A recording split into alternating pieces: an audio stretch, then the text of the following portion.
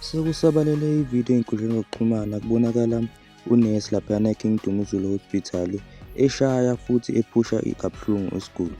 Sawubona mbukeli, besacela uma uqala ungene kule channel usize ucofa subscribe button ulike ividiyo. Mbukeli, la evidiyweni siyambona lo ongunesi laphayana ephusha isiguli. Lokho kodwa chaza ukuthi kade impi iqalile, mhlawumbe kukhona okunye asekwenzile nje behind ividiyo. Mbukeli, zibuke nansi ividiyo.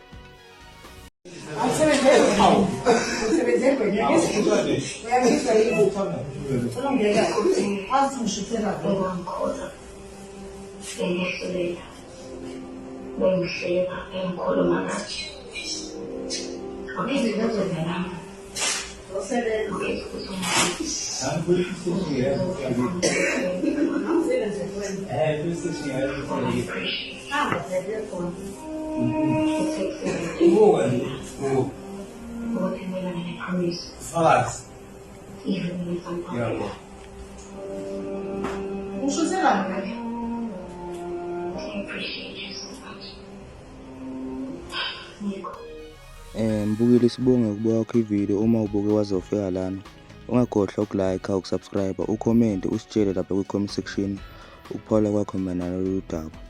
Kodwa-ke mbukeli, ngokubona kwabantu kubuka ngathi ngakade impi laphana iqalile, isho ukuthi unesi lo kade eqalile ukuhlukumeza lesiguli lesi.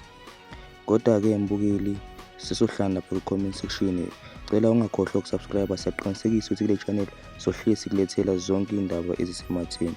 Mbukeli, zibuke nansi ividiyo elandelayo.